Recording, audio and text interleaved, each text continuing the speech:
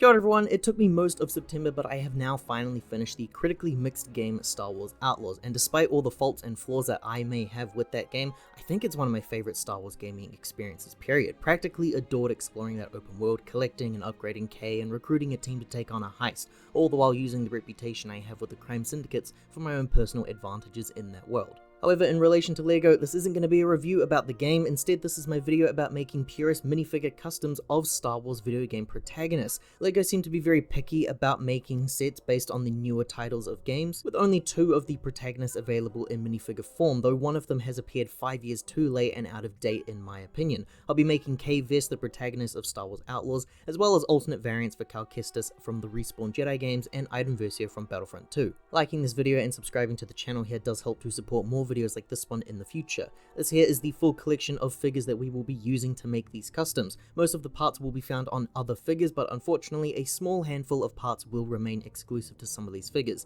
Fingers crossed then for some official future releases from LEGO.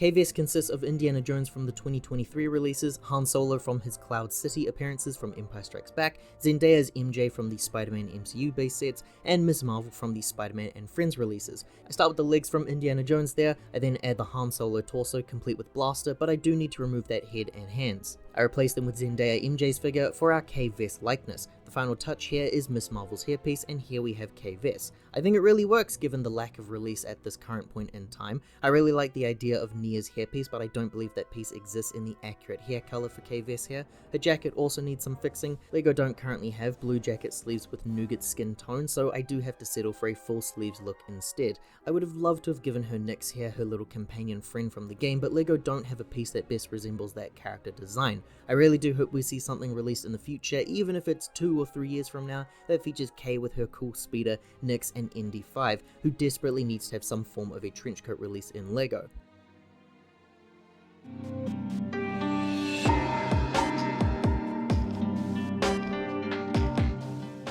Now let's move on to the next 2. Kestis here has jumped into popularity, it seems, given the huge success from the games from Respawn. There were many requests from fans to have Jedi Fallen Order sets, to which LEGO simply said no, stating that the game's mature rating was ultimately what led to the decision to skip. There's a couple of really interesting articles on Brick Fanatics that talk about the whole thing. Design manager Michael Lee Stockwell said back in 2020 that the age rating of the video games world is just a little bit more challenging compared to the age rating of film and television. Content like violence in games can be experienced differently to how it should be experienced in movies and TV. That was essentially the main gist that I got. It's a core value of the brand that has seriously fascinated me for years now, given how many times the LEGO group is willing to bend their own rules and go against their own values. Eventually we did get a buildable BD-1, essentially I think it was the only set that they could justify releasing at the time, and this year we finally have a minifigure of Kestis, released in a special anniversary set that is era accurate, though the Star Destroyer isn't linked to Jedi Fallen Order in any other way. He was released as a special anniversary figure for the set. I figured if we have an official Jedi Fallen Order figure, I'll help LEGO out then by producing the Jedi Survivor figure. It's a slight redesign of the figure I made for my Game Awards video a couple months back. Kestis uses the same Han Solo figure that I'm using for Vess, as well as the Winter Soldier from the Marvel CMF series, any variant of Thor from I think around the 2017 to 2018 period, and pretty much any Obi-Wan figure from Revenge of the Sith. This cowl here starts with the Han Solo figure and we keep the legs only, we add the Winter Soldier torso and remove everything from him here. I take Thor's head and apply it there, and finally we move the arms and hairpiece from Obi-Wan and we now have our Kestis. You can add whatever backpack piece you like to give him a BD-1 companion, which I do have on screen here, but for the sakes of this video I wanted to keep it simple since I couldn't do Nyx for K or Iden's Imperial Droid. I mentioned that the Kestis release is a couple years too late. That's because this right here is Cal's current style, more or less anyway. You are free to change his appearance your own way in the game, of course. I'm still waiting for genuine playsets from these games though. I do think a dual set involving Triller would be superb, but naturally, like everyone else, I really want to see a Mantis here with all of the crew members.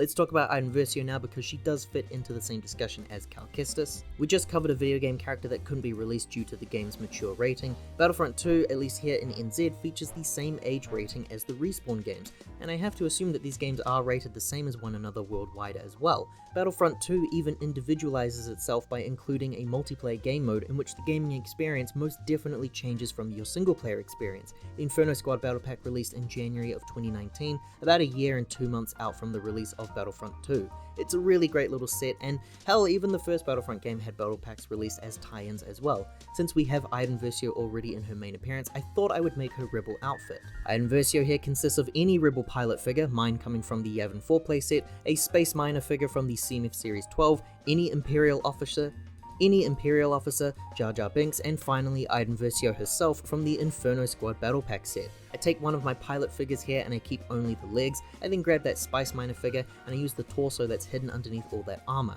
I need to remove those arms though and replace them with just regular grey arms, which I'm grabbing from my Imperial officer figure. I need to remove those hands though, since that skin tone doesn't match, but you know whose skin tone does match, Jar Jar Binks. And finally we add the head and hairpiece of Iden Versio. I think she comes together quite nicely. In the game she does have a harness which hasn't appeared on a LEGO figure that I know of at least, not with a grey torso, but I do like how the orange colouring there matches the legs. You could swap the head around for an older appearance if you would like, to make Iden in her sequels era appearance while still using the same torso and legs as seen here. That's my very quick video about making purist customs of some of the modern Star Wars video game protagonists. I have to miss entries like squadrons because it does get a bit complicated when the game is entirely in first person and customizable protagonists, but if you enjoyed this video, liking and subscribing to the channel here does help to support more videos like this one in the future. Ka kite anō everyone, take care.